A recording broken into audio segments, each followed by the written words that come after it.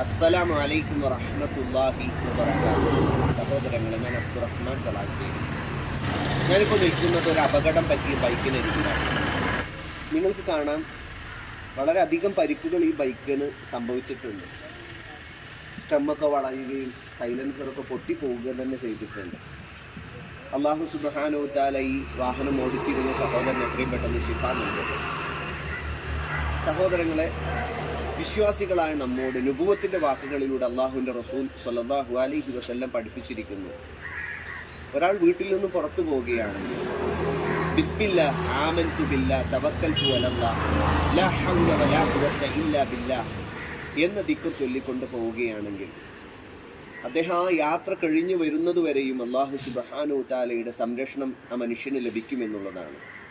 അതുപോലെ തന്നെ വാഹനത്തിൽ കയറുമ്പോൾ സുബ്ഹാനല്ലദീ സഖർ ലനാ ഹാദാ വമാ കുന്നാ ലഹു മുഖ്രിനീൻ, അല്ലാഹുവേ നീ പരിശുദ്ധനാണ്, നീ വാഹനത്തെ ഞങ്ങൾക്ക് അധീനപ്പെടുത്തി തന്നവൻ എന്ന് തുടങ്ങുന്ന ഈ പ്രാർത്ഥന വാഹനത്തിൽ കയറിയാൽ ചൊല്ലാൻ നബി സല്ലല്ലാഹു അലൈഹി വസല്ലം നമ്മെ പഠിപ്പിച്ചിട്ടുണ്ട്.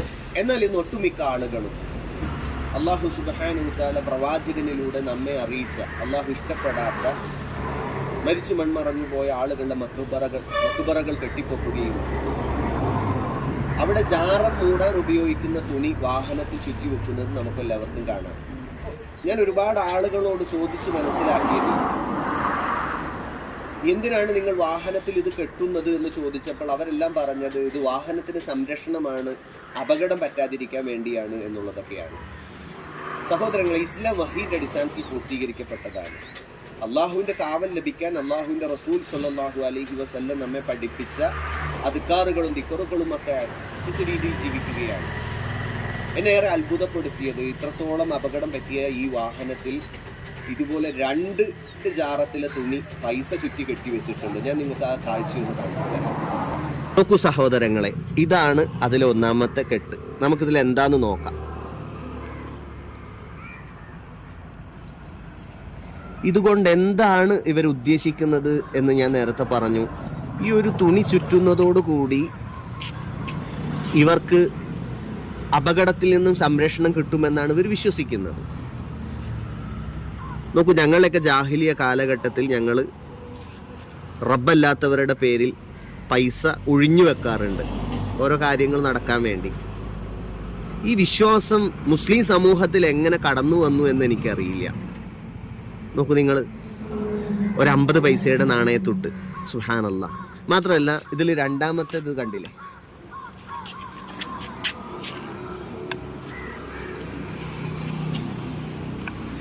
ഇത് അഴിച്ചാൽ കിട്ടുന്നില്ല അത്രയും.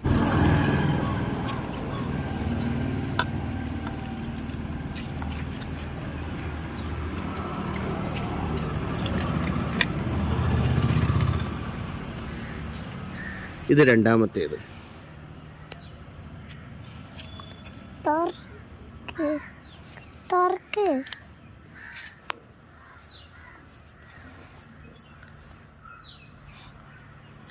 ലാ ഹൗല വലാ ഖുവത ഇല്ലാ ബില്ലാഹ്.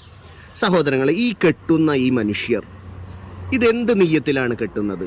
സഹോദരങ്ങളെ, വാഹനത്തിൽ ഇത് കെട്ടുന്ന ഒരു മനുഷ്യൻ ഇത് അള്ളാഹുവിന് വേണ്ടി ചെയ്യുന്നതാണെങ്കിൽ ഇത് പ്രവാചകൻ പഠിപ്പിക്കേണ്ടതാണ്. ഒരിക്കലും ഇങ്ങനെ ഒരു വിശ്വാസം അള്ളാഹു അവൻ്റെ റസൂലോ നമ്മെ പഠിപ്പിച്ചിട്ടില്ല. ഇത് വാഹനത്തിൽ കെട്ടുന്നവൻ്റെ തവക്കൽ ആരിലാണ്? അള്ളാഹുവിലാണോ അതല്ല മരിച്ചു മൺമറഞ്ഞു പോയ കബറാളിയിലാണോ? അങ്ങനെയാണെങ്കിൽ തീർച്ചയായും അത് ശിർക്കിലേക്ക് മനുഷ്യരെ നയിക്കുന്നതാണ്. നബി സല്ലല്ലാഹു അലൈഹി വസല്ലമ തങ്ങളുടെ അരികിലേക്ക് കുറച്ച് ആളുകൾ ബയ്യത്ത് ചെയ്യാൻ വേണ്ടി വന്നു, ഇസ്ലാം സ്വീകരിക്കാൻ വേണ്ടി വന്നു. എല്ലാവരുടെയും കൈ പിടിച്ചുകൊണ്ട് നബി സല്ലല്ലാഹു അലൈഹി വസല്ലം അവർക്ക് ബയ്യത്ത് ചെയ്തു. ഒരാൾ കൈ നീട്ടിയപ്പോൾ നബി സല്ലല്ലാഹു അലൈഹി വസല്ലം അവിടുത്തെ കൈ പിൻവലിച്ചു. സ്വഹാബാക്കൾ ചോദിച്ചു, അള്ളാഹുവിൻ്റെ റസൂലെ, അങ്ങ് എല്ലാവർക്കും കൈ പിടിച്ചുകൊണ്ട് ബയ്യത്ത് ചെയ്തു, എന്താണ് അദ്ദേഹത്തിൽ നിന്നും കൈ വലിച്ചു കളഞ്ഞത്? നബി സല്ലല്ലാഹു അലൈഹി വസല്ലം പറഞ്ഞു, അവൻ്റെ കയ്യിൽ ചരട് കെട്ടിയിട്ടുണ്ട്, അവൻ ആ ചരട് അഴിച്ചു കളയാതെ ഞാൻ അവന് ബയ്യത്ത് നൽകുകയില്ല എന്നുള്ളതാണ്. സഹോദരങ്ങളെ, അള്ളാഹു അവൻ്റെ റസൂലോ പഠിപ്പിക്കാത്ത ഇത്തരം അന്ധവിശ്വാസങ്ങളിൽ നിന്നും അനാചാരങ്ങളിൽ നിന്നും വിട്ടുനിൽക്കുക. ഇതുപോലെ 1ഉം 2ഉം ബൈക്കിൻ്റെ അപകടങ്ങളിൽ നിന്നും രക്ഷപ്പെടാൻ വേണ്ടിയാണ് അദ്ദേഹം കെട്ടിയത്. എന്നാൽ ഈ ബൈക്കിൻ്റെ പൂർണ്ണ രൂപം ഞാൻ നിങ്ങൾക്കൊന്ന് കാണിച്ചു തരാം.